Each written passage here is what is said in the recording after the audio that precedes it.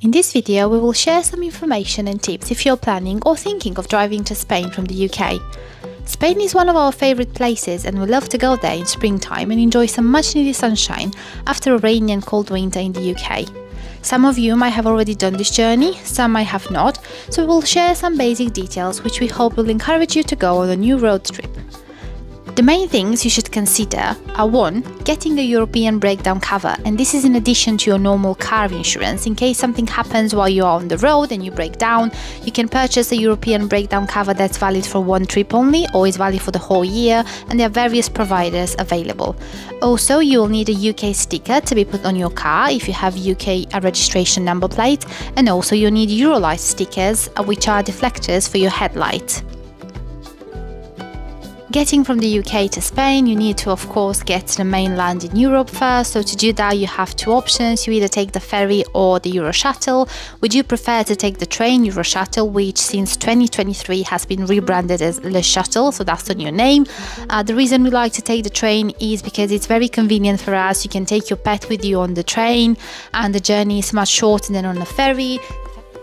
For those of you that have never used the train to get to France from the UK, it's very simple. Once arriving at the terminal, you will first need to check in. There is self-check-in available.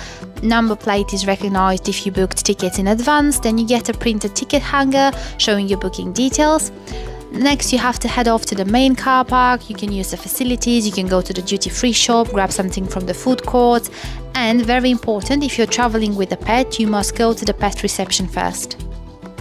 Once the train is ready, you will follow the green light, heading to the relevant platform, and then your journey begins, which takes about 35 minutes and you're in France. The total journey from Calais, France, where the train stops, to the Spanish border towards Costa Brava usually takes about 12-13 hours, and from there, depending on how further on the Spanish coast you want to travel, you will add a bit more to your journey. So, for example, from the Spanish border to Barcelona, there is about an hour and 40 minutes, 2 hours drive. In France, most motorways are chargeable and you will pay a different amount for different sections of motorways. Tolls will vary depending on the driving route chosen, and you also have the option to avoid tolls altogether, but your journey will take a bit longer.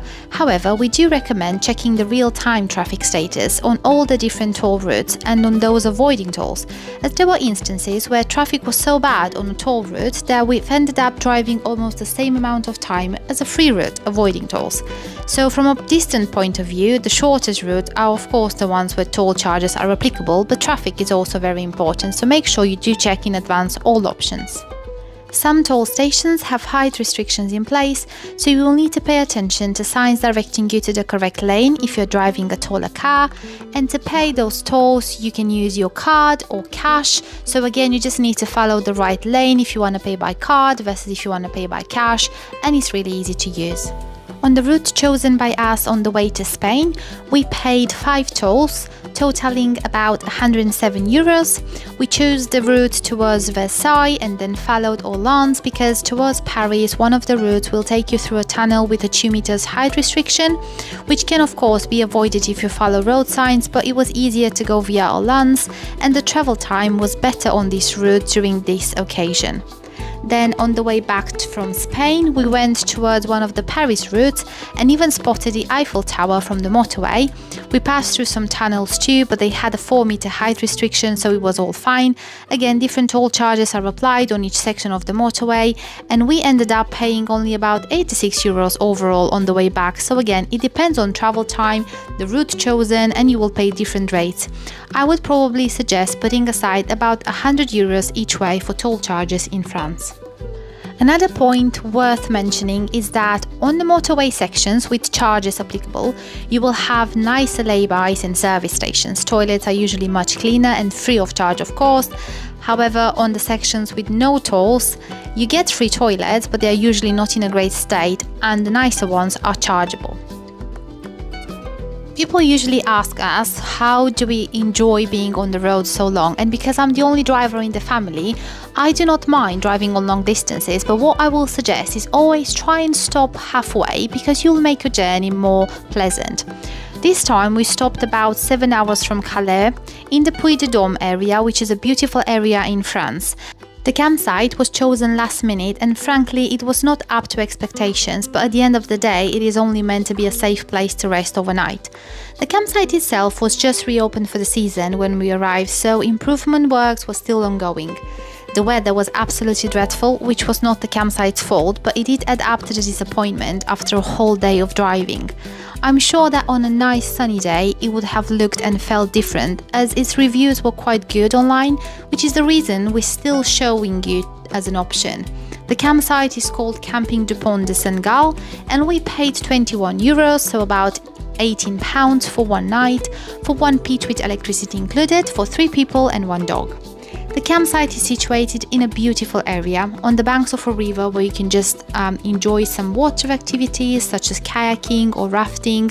The facilities are basic and pretty clean. My only complaint was a fault in the lighting in the ladies' toilet and no heating in the toilets given the low temperatures outside, but as I've mentioned before, it was barely reopened, so we probably needed to stop during the full season and on a sunny day to form a better opinion. They even have a small swimming pool, a trampoline, a cafe, a bar, a terrace and some self-catering accommodation options. The pitches were spacious, some were accessible via a slope, so they weren't ideal, but once you were on the pitch they all seemed quite leveled. And on the plus side, waking up with the sounds of the river and birds singing was really nice, so fingers crossed the next time won't be pouring with rain. From the campsite, we drove another 7-8 hours to our final stop, Tamarit Beach Resort in Tarragona, Spain. Make sure to check the future video for the presentation of this campsite because it's absolutely amazing. One of the reasons we prefer driving to using other means of transport is that we get the chance to see many interesting things on the way. For example, the Millau Viaduct. It's a cable-stayed bridge in France, which as of October 2023 was the tallest bridge in the world at about 340 meters. It's part of the A75-A71 motorway axis from Paris towards Montpellier, so if you choose this as part of your driving route, you will have the chance to drive about 2.5 kilometers on this amazing structure. It's designed to last about 120 years, made of concrete and steel, and the cost of construction was about €390 million. And the construction itself lasted about 3 years and it was fully opened in 2004. And in 2006, it even received the Outstanding Structure Award from the International Association for Bridge and Structural Engineering. So we do recommend adding this to your map in case you pass by on this motorway. Another amazing structure we came across while driving was the Gare du Nord Viaduct in France, which is a railway arch bridge constructed by Gustave Eiffel itself, which is the famous civil engineer whose company designed the Eiffel Tower and also contributed to building the Statue of Liberty in New York. If you follow the road signs for Rest Area Gare du Nord on A75 motorway, you will then get the chance to see some amazing views of the bridge. The bridge was opened in 1885, it is 565 meters long and 124 meters tall, with its longest span being 165 meters. It's absolutely beautiful. On the way back to the UK, we stopped again halfway and this time we chose a camping in Issoire, France, called Camping Municipal. It's about 7 hours drive from Tarragona, Spain, and then about 6.5 hours to Calais, France, depending on road chosen and traffic. The campsite is situated at about 30 minutes walk from the village Issoire. There is a nice lake on its doorstep and good walking route around it. You can even rent bikes, however bear in mind that deposit for the bikes is about €200 and then you need to pay €1 charge per hour paid via an app. For one night at the campsite, we paid €21, so again about £18 for the 3 of us and our dog, for a very spacious grass pitch with water and electricity on the beach. The facilities are very dated but clean, so there was nothing to complain about for a one-night stop. The campsite was really quiet and even had a small shop on site from where you can pre-order a small breakfast for about €5 per person. They even had mini golf and a small outdoor bowling alley on site, a play area for children and table tennis. And on the same grounds there is a sports center with football stadium, a BMX track, so check ahead in case of any events during your stay because that will mean some noise will be expected. campsite. Otherwise, the campsite seems to be frequented only by people traveling in the area that need a safe space to rest for the night. The campsite gates open at 7 AM and they close at 10 PM, and you can only access the campsite using a gate that has barriers, and this is only accessible using a code which is given at check-in, so it is quite safe. We hope some of this information proves useful if you plan to drive to Spain from the UK, but please bear in mind that these are our own experiences and tips for the journey, and we don't say this is the best way by any means, but it is our suggested version for the trip. If you want to see the fantastic campsite chosen for our Spain holiday, stay close and follow our next video presenting Tamarit Beach Resort in Tarragona, Spain.